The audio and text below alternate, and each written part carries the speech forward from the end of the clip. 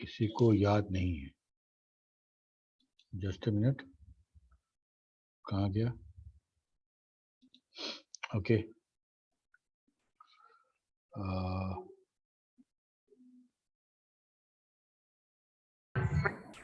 Control metre.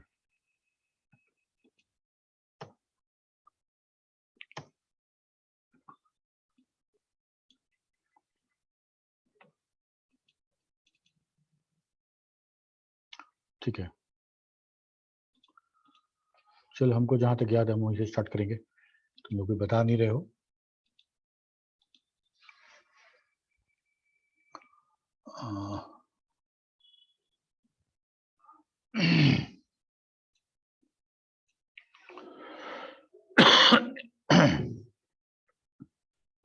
ये देख चुके तुम लोग। आई आई क्या कर रहा था कि it will return a 2D array, 2 dimensional array with ones on the diagonal and zero elsewhere. एकदम diagonal में 1 और बाकी सब जगह 0। ये था आई। स्क्वायर मैट्रिक्स नहीं था, लेकिन आइडेंटिटी मैट्रिक्स टाइप का था। लेकिन इसके बाद जो दूसरा हमको मिला था वो था एकदम आइडेंटिटी मैट्रिक्स के लिए, दिस वन। ठीक, ये भी हम लोग देख चुके थे। यस, शायद। तो आइडेंटिटी मैट्रिक्स एक बार फिर से डिस्कस कर देते हैं। तो आइडेंटिटी मैट्रिक्स क्या था कि हम अगर इसमें देखो, वहां पे आई जो मेथड था ना, उसमें हम लोग क्या कर रहे थे कि हम रो एंड कॉलम दोनों दे रहे थे, एन और एम दोनों दे रहे थे। अगर एम नहीं दे रहे थे तो एम का वैल्यू भी एन जैसा हो जा रहा था। उस कंडीशन में वो स्क्वायर मैट्रिक्स हो जा रहा था। ओके, और ये हमको के का वैल्यू से डायगोनल पता चलता, बाय डिफॉल्ट इट इज 0। अगर 0 है तो डायगोनल एलिमेंट विल बी 1। अगर के का वैल्यू हम इंक्रीज करा देते हैं तो अपर डायगोनल, ठीक है, के बराबर 1 तो नेक्स्ट डायगोनल, एक के बराबर 2 तो नेक्स्ट वो अपर डायगोनल लेता जाएगा। और हम के का वैल्यू अगर 0 करते माइनस करते हैं तो लोअर डायगोनल देगा। ये था हमारा आई का। लेकिन आई में हम एन और एम जो शेप दे रहे थे, साइज दे रहे थे, वो हम दोनों अलग अलग दे सकते थे। 3,4 4,5 दे सकते थे। ओके, यहाँ पे क्या हुआ, जो एकदम आइडेंटिटी मैट्रिक्स स्क्वायर मैट्रिक्स बनाने का बात हुआ, और आइडेंटिटी मैट्रिक्स मतलब स्क्वायर मैट्रिक्स और डायगोनल 1, ठीक है। तो यहाँ पे हमको के का भी जरूरत नहीं था, के +1 और -1 करना नहीं था। के हमेशा वही स्टैटिक रहेगा, के बराबर 0, ठीक है। और एन मतलब हमको एक ही डायमेंशन देना था और बाकी वो डायमेंशन उसी का दूसरा कॉपी होगा। तो आइडेंटिटी मैट्रिक्स क्या था, आई के जैसा ही था, बट ये स्क्वायर मैट्रिक्स क्रिएट करता था। और ये मेन डायगोनल जो है उसमें 1 होता था, उसके परे, उसके अलग, उसके बियॉन्ड ये कुछ और नहीं बनाता था, ठीक है। तो ये हमारा नमपाई का आइडेंटिटी मॉडल था। इसके बाद था डायगोनल। तो क्या है ओके, अब मान लो किसी तरह का कोई मैट्रिक्स है मेरे पास और उसमें से हमको डायगोनल का वैल्यू निकालना है, पहला काम। तो हम इसका इस्तेमाल करेंगे, ठीक है। लेकिन अच्छा देखो, extract a diagonal or construct a diagonal array. If we provide 2D array, then it will extract the element at kth diagonal, मतलब के बराबर 0 ये डायगोनल, के बराबर 1 तो ऊपर बढ़ता जाएगा 1 2 3 4, और माइनस करेंगे तो नीचे बढ़ता जाएगा, और वो डायगोनल का वैल्यू हमको रिटर्न करके देगा। वी प्रोवाइड 1D array, ठीक है, सिंगल डायमेंशन array हम अगर देते हैं, then it will construct a diagonal array with the provided elements and the remaining elements are filled with a 0, ठीक है। तो अगर 2D array दिए तो क्या दिया, डायगोनल दिया के अनुसार। अगर 1D array क्या दिए तो क्या दिया, 1D array दिए तो ये उसको 2D array में कन्वर्ट कर दिया और हमको डायगोनल का वैल्यू रिटर्न कर दिया, ठीक है। ओके, देखें इसका सिंटेक्स क्या होता है।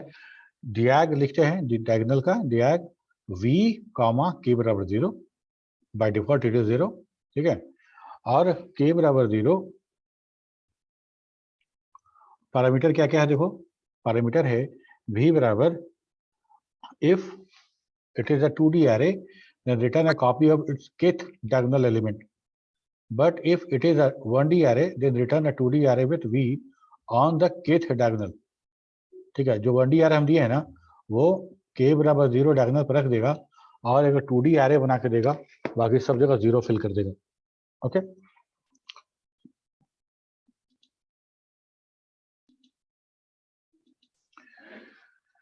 ठीक है, तो ये है मेरा diagonal.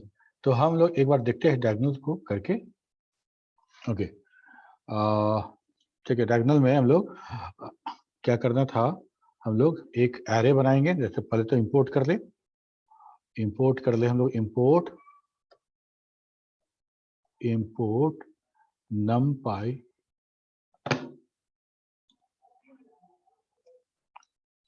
numpy as np। Okay, अब हम क्या करेंगे कि np एक एरे क्रिएट करते हैं और हम लिखते हैं a बराबर np डॉट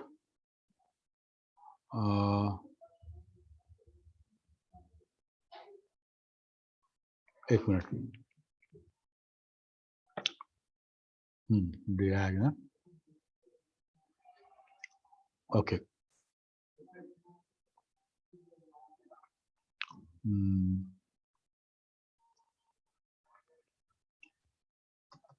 ड्रैग, इसके अंदर हम एक 1D array पास करके देखते हैं 10, 20, 30। ओके,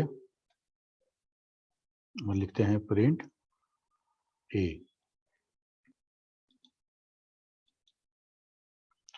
तो हम लोग क्या देखें, ये this was the 1D array 10, 20, 30 और हमको क्या दिया 10, 20, 30 हमको ऐसे दिया डायगोनल और बाकी जगह पर 0 फिल करके दिया। ठीक है, ये है मेरा डायगोनल निकालने का तरीका। ओके, अगर मान लो हम अगर 2D array दिए होते तो क्या होता, इसको 2D array बना देते हैं।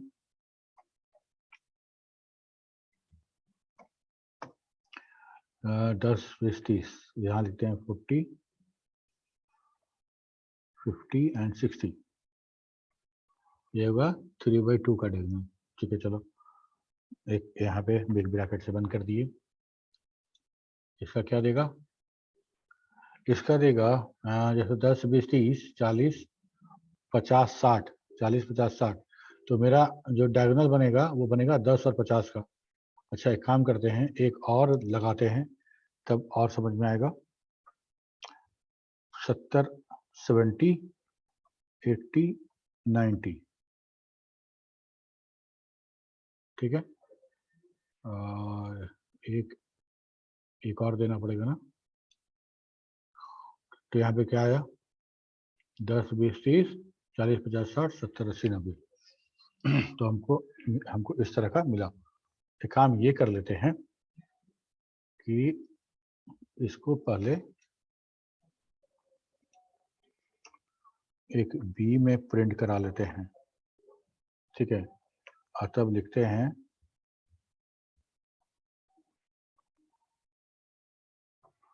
np.array। ओके, और यह लिखते हैं प्रिंट b। नाउ सी,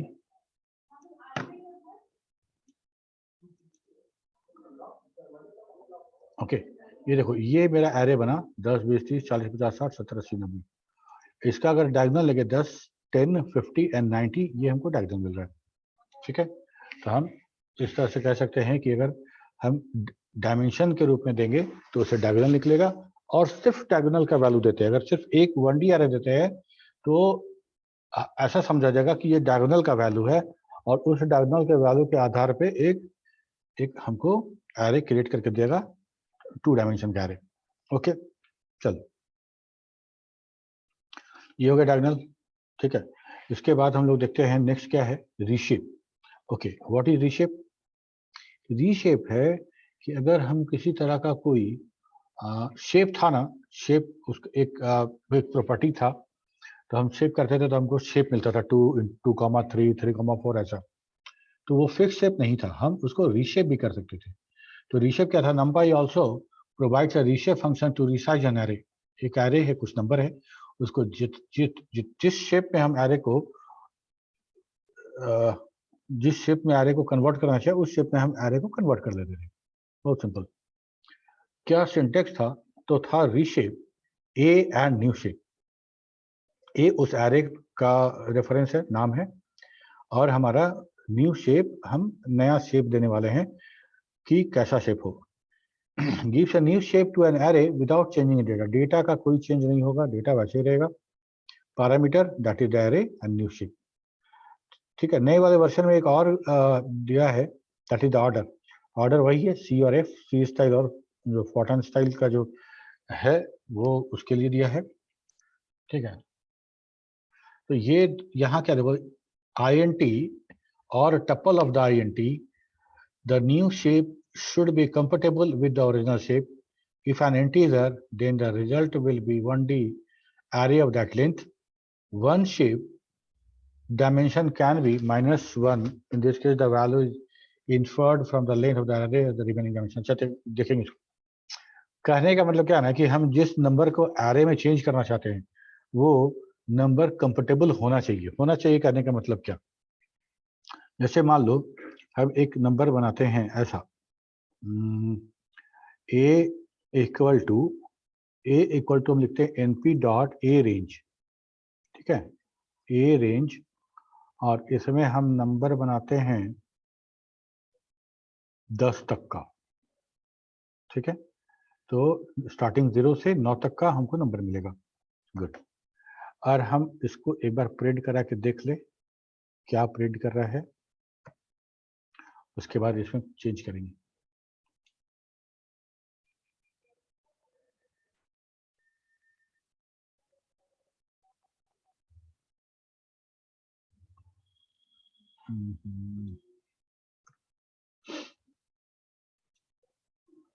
अच्छा, ये नंबर मिला हमको।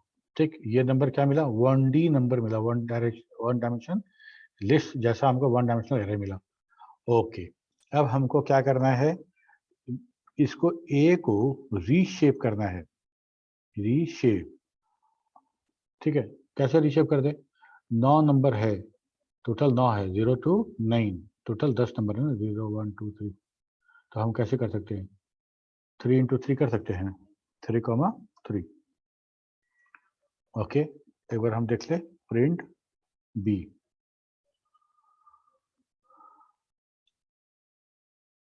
क्या लिखता है? Can not reshape array of size 10 into shape 3 3 गुना 3 मतलब 9 एलिमेंट होगा तभी ना होगा। ओके, तो इसको क्या करते हैं, इसको कर देते हैं 9। तो 9 में हो गया 0 to 9, 9 एलिमेंट, 3 गुना 3 9 एलिमेंट। ठीक है, तो देखो ये है हमारा ये वाला ए रेंज का 9 नंबर जनरेट कराया गया, और उसको हम लोग रीशेप करके 3 गुना 3 एरे में डिवाइड कर दिए। 3 गुना 3 एरे में इसको हम लोगों ने बांट दिया, that is the reshape. Okay, ये है हमारा रीशेप है। एक और देखते हैं हम लोग, देखते हैं ए इक्वल टू NP, क्या हो गया है,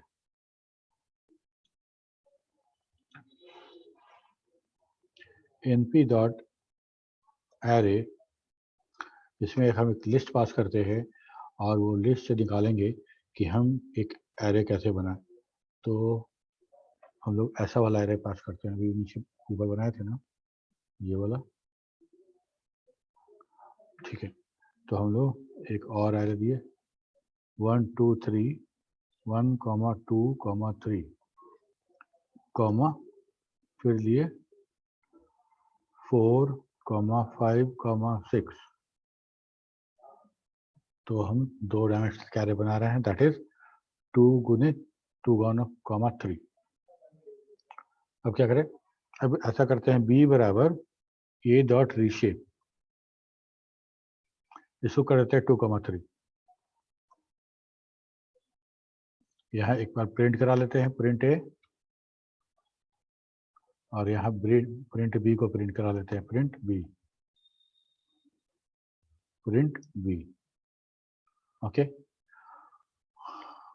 प्रिंट ए भी करा लो, और यहाँ पे एक काम और कराते हैं, print A dot shape print करा लेते हैं और यहाँ पे कर डालते हैं print Priyaranjan print B dot shape. Okay,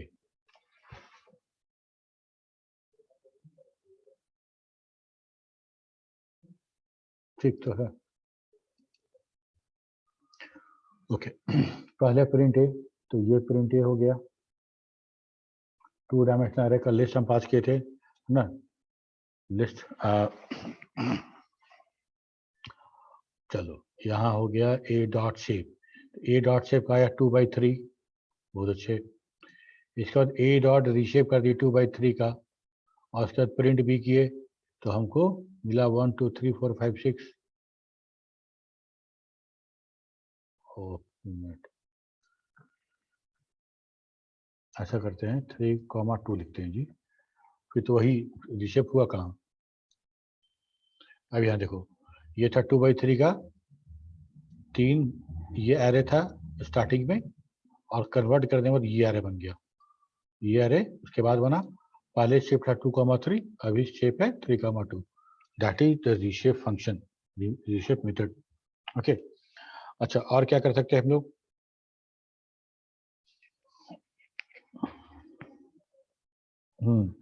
ऐसा कर सकते हैं,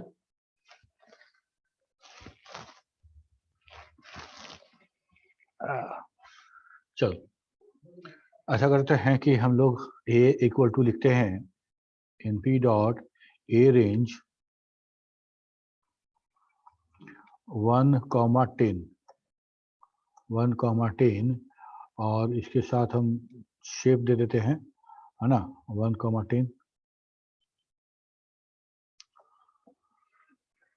1,10, और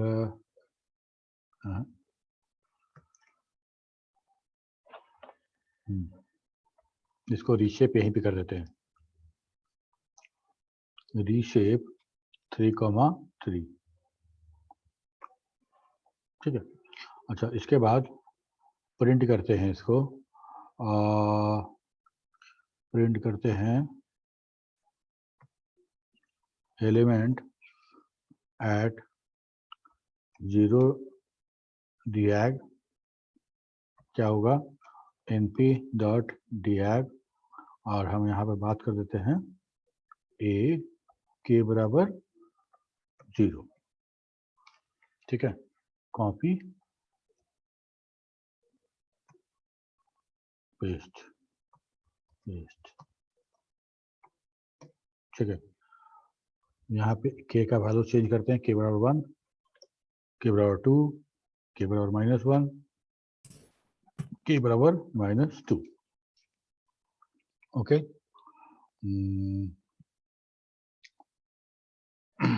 अच्छा कितना है 3/3, तो ई भी प्रिंट कर लेते हैं हम लोग।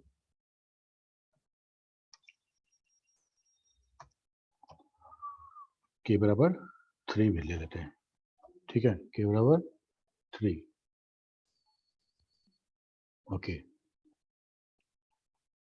चलो ठीक है।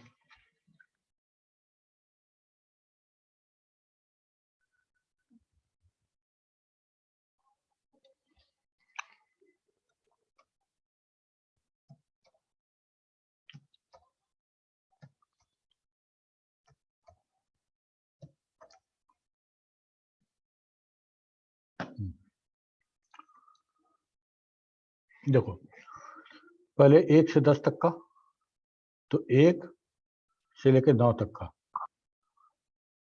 उसको 3 गुना 3 में हम बना दिए। एक काम करते हैं, प्रिंट भी करा लेते हैं एक को, तब समझने में आसानी होगा। देखो ये मेरा एरे है, दिस इज आवर एरे, और इसमें हम लोग पहला k बराबर 0 का डायगोनल प्रिंट किया, तो 1 5 9 आया 159, k बराबर 1 कर दिए तो मेरा ऊपर चला गया, और 2 6 आया डायगोनल, k बराबर 2 कर दिए तब मेरा k बराबर 2 के तो यहाँ आ गया, तो यहाँ पे इसके डायगोनल में तो कुछ है नहीं, दैट्स ओनली 3। उसके बाद किए k बराबर -1, तो -1 किए तो इधर आ गया 4 और 8, और एक और घटा दी तो हमको आ गया 7 अकेला, और कुछ नहीं था, ठीक है। ये है मेरा diagonal या diag function, diag method. Okay, तो और क्या दिखाएं तुमको diag में?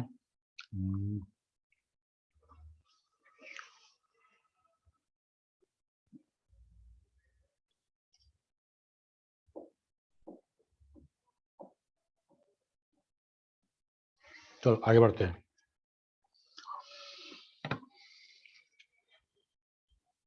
ठीक है,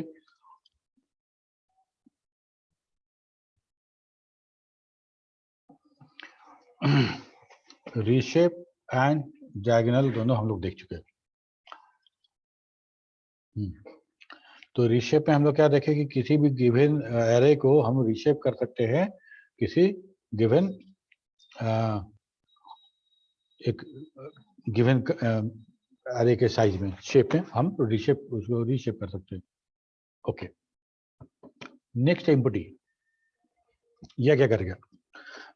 return a new array of the given shape and type without initializing entries. कैसे लिखते हैं? देखो, एम्प्टी शेप, हम शेप देंगे, data type order C, return a new array of given shape and type without initializing entries। पहले करके देखेंगे, फिर हम लोग कुछ और करेंगे। और सबसे पहले क्या करना है? ए डॉट क्या बनाए थे? एनपी है ना, NP dot empty, EMPTY empty, और हम लोग लिखते हैं इसको 3,3 3,3 का हम एक एरे बना रहे हैं, दैट इज इम्पटी एरे बना रहे हैं। अब ये सवाल आएगा, तो एम्प्टी होगा तो उसके अंदर डेटा कैसे होगा? डेटा नहीं होगा तो सिर्फ ब्रैकेट में दिखेगा, क्या दिखेगा? ओके, अब हम लोग देखते हैं अभी कैसा दिखने वाला है। numpy ndr object has no attribute np।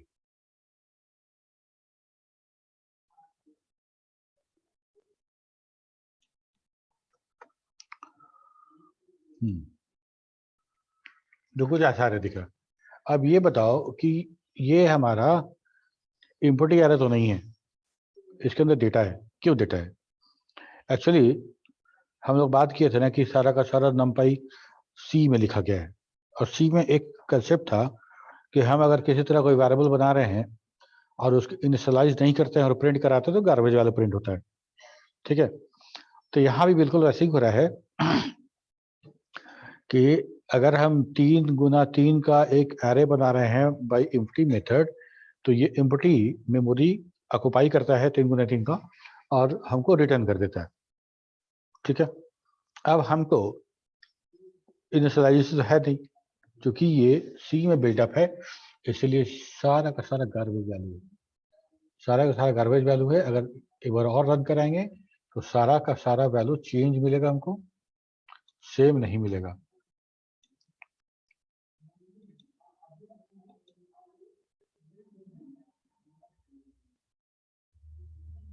Same मिला,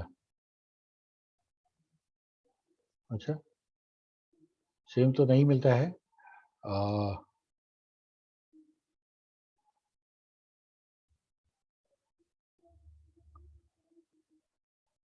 ठीक है, but it is garbage value. ठीक है, तीनों बार सेम मिला। ओके, तो ये हमारा इम्पुटी। ठीक है, अब हम और देखते हैं इसमें। अच्छा, हम लोग जीरो ही बनाए थे ना, जीरो, एक हम लोग फंक्शन बनाए थे जीरो, और उस जीरो में हम लोग क्या कर रहे थे कि हम एक एरे क्रिएट कर रहे थे जो कि फील्ड विथ जीरो था। वो हमारा फील्ड विथ जीरो था। कैसे था देखो, हम याद करा दे तुमको। ए बराबर np डॉट जीरोज, और हम उसमें लिख देते थे साइज, मतलब हम लिख देते हैं 4,5, और हम लिखते हैं प्रिंट ए। तो हमको ये 4 गुना 5 का एक एरे बन जाता था, that is filled with zero. और यहीं पे हम लिखते हैं ए बराबर A equal to np dot empty यहाँ भी हम लिखते हैं 4,5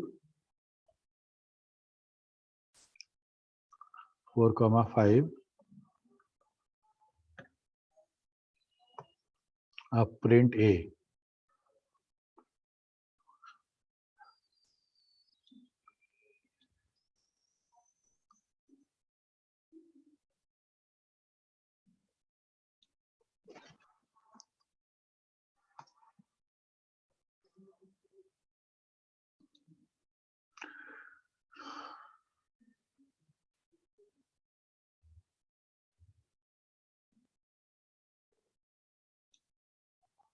देखो क्या हुआ कि अभी हम लोग 0 0 बनाए थे ना, मेमोरी में वही था, वही गार्बेज वैल्यू क्रिएट करके यहाँ दिया। ठीक है,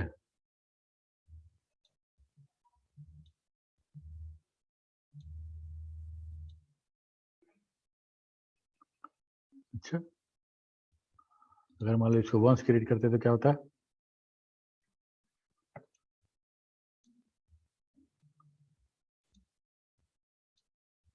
देखो यहाँ पे जो रन करा रहे हैं ना वही वाला गार्बेज वाले को रुपए मिल रहा है हमको।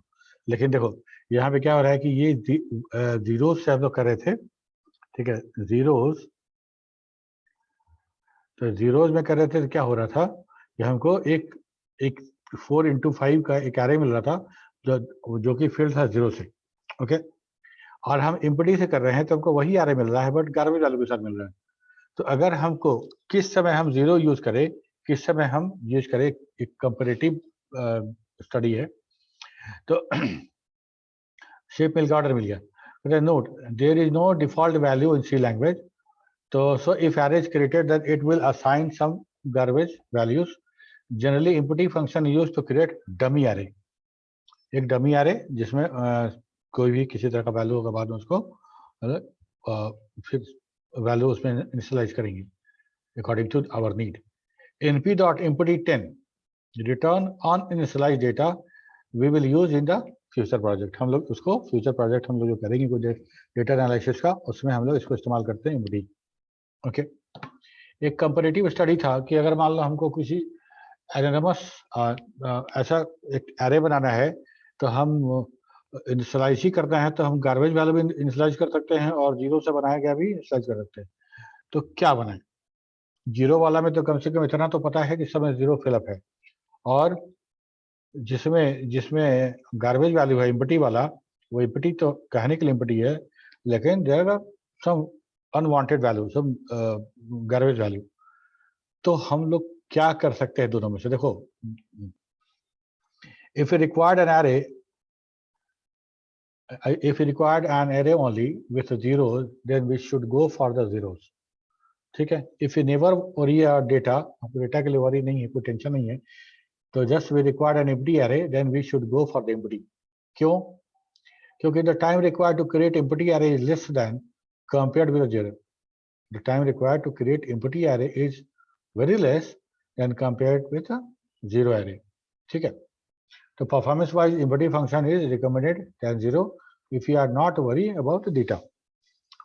तो हम लोग याद है, हम लोग जब ट्रेडिशनल एरे, ट्रेडिशनल पाइथन का जो एरे था और नंपाई एरे का एक टाइम विश्लेषण किए थे, कंपैरिजन स्टडी किए थे, वैसा ही एक टाइम विश्लेषण यहाँ भी है, जीरोस का एंड 1 का। तो हम लोग क्या किए थे, हम लोग इंपोर्ट कर दिए थे। इंपोर्ट, पहले तो इंपोर्ट हम नंपाई तो कर ही चुके हैं, और क्या करना है, इंपोर्ट सिस्टम करना है, और हमको और क्या करना है, इंपोर्ट ऐसा लिखते हैं from date time, import date time. Okay, अब हमको क्या करना है ना कि एरे क्रिएट करने के पहले का टाइम रख लेना है किसी वेरिएबल में, और एरे क्रिएशन के बाद का टाइम रख लेना है, और दोनों को सब्सट्रैक्ट करके देखना कितना टाइम लगा हमको एरे क्रिएट करने में। ठीक है, तो हम लोग सबसे पहले लिखते हैं बिगिन टाइम बराबर date time dot now function अभी का मिल गया हमको। ओके, अब नाउ क्रिएट करो, ए बराबर np dot zeros. np dot zeros कितना बनाना है, तो हम लोग ऐसा करते हैं कि हम लोग बनाते हैं इकाई, दहाई, सैकड़ा, हजार, 10,000, ज़्यादा बड़ा देंगे तो फिर हैंग वूंग ना कर जाए। ठीक है, 300, 400, ठीक है, और इसको बंद कर दो।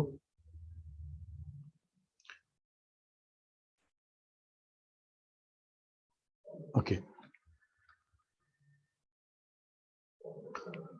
चलो थोड़ा सा बड़ा एरे बना रहे हैं ताकि हम टाइम का ज़्यादा पता चले हमको। ओके, इतना हो गया। इसके बाद हम लोग इंड टाइम लिख लेते हैं। इंड टाइम नहीं, इंड नहीं लिखते हैं, क्या लिखते हैं, फिनिश। फिनिश बराबर डेट टाइम डॉट नाउ। ये काम हो गया मेरा। ओके, अब हम एक काम करें, ठीक है, ए बराबर नन, ए बराबर नन, और हम अब फिर बिगिन करते हैं, बिगिन वन बराबर डेट टाइम डॉट नाउ। अब यहाँ पे फिर हम बनाते हैं ए बराबर, क्या करते हैं, np डॉट इम्पटी, इम्पटी एकदम एग्जैक्टली उसी शक्ल का बनाते हैं, ठीक है, और 10 पर 3 शून्य है ना, 10 पे 1 2 3 कॉमा 300 कॉमा 400, ठीक है। ओके, यहाँ इतना एरे क्रिएट हुआ। इसके बाद हम लोग देखते हैं finish 1 equal to date time dot now. Okay, दोनों डेट टाइम भी हम रिकॉर्ड कर लिए, दोनों एरे भी बना लिए। अब हम लोग को प्रिंट करके देख लेना है कि कौन कितना टाइम लिया, ठीक है। लिखते हैं हम लोग print time taken by zeros, क्या करें, फिनिश माइनस बिगिन कर देते हैं, ठीक है, और इसको कॉपी कर ले, पेस्ट, और टेकन बाय इम्पटी, इम्पटी में finish 1 minus begin 1। Okay, np date time, okay, now parenthesis में बंद है, अच्छा ठीक है, एरर तो नहीं लग रहा है। Array is too big. Array dot size and array type item size is larger than the maximum possible size. चलिए एक जीरो कम कर देते हैं, जीरोस के साथ प्रॉब्लम है।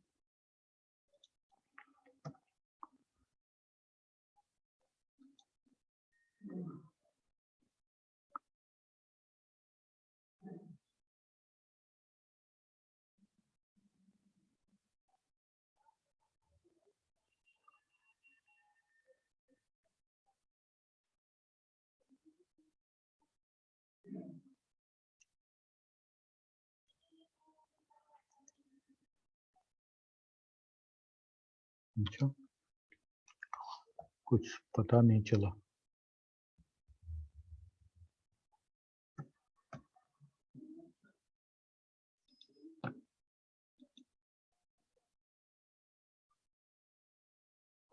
np.0 it will be array size Guna array type Guna item size।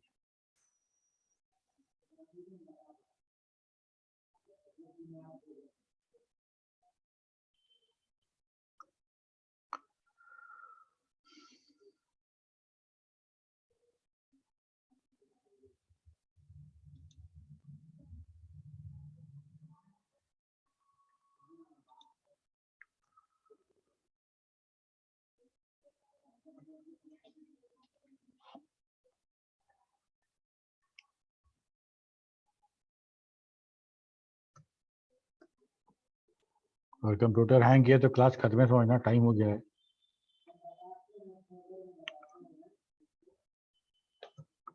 एक हजार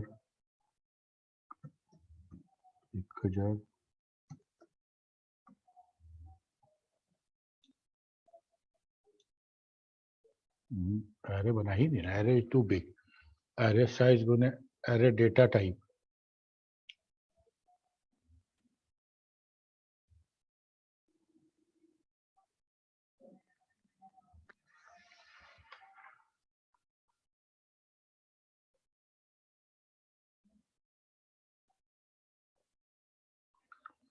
ठीक है, जितने एरे बना रहे उतना ही लगते हैं, उतना ही दिखते हैं ना।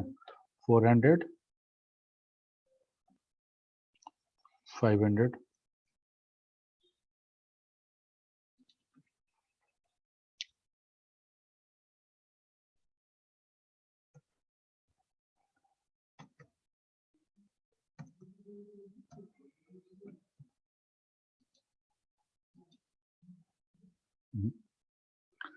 okay.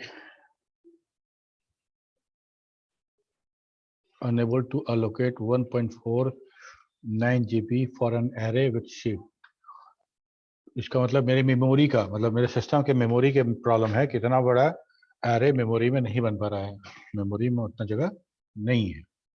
ठीक है, तो 1.49 GB चाहिए, मतलब 1.5 GB के आसपास चाहिए ये दोनों एरे बनाने के लिए। ठीक है, तो और कम करके देखते हैं, दैट इज 300 एंड 400।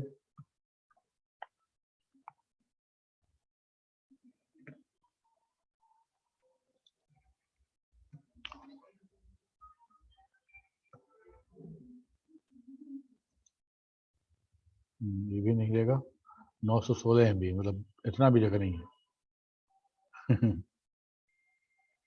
खैर, तो दोनों को कंपैरिजन किया गया, अभी हम क्लास शुरू करने के पहले किए हैं, तो उसमें आया है कि एम्पटी वाला जो था वो थोड़ा सा टाइम कम ले रहा था, क्योंकि उससे ज़्यादा हम ट्राई नहीं कर सकते थे कि फिर एक लास्ट टाइम जैसा कम हैंग हो जाएगा, ज़्यादा हो जाएगा, तो डेटा तो बहुत प्रोसेस हो सकता है, तो प्रोसेसिंग स्पीड भी सिस्टम का चाहिए वैसा ही।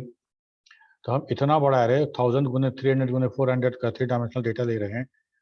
ठीक है, तो बहुत बड़ा एरे बन रहा है, और उतना बड़ा एरे बनाने में जीरोज को जो टाइम लगा, ठीक है, उससे कम टाइम लगा एम्पटी मेथड को।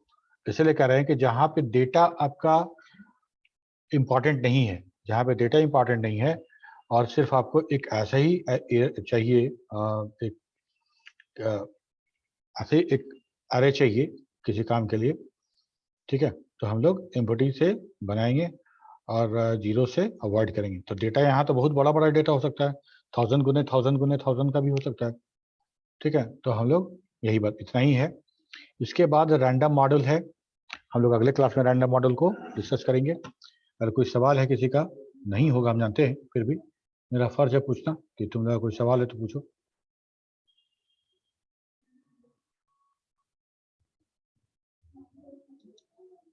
ओके, बाय बाय, चलो।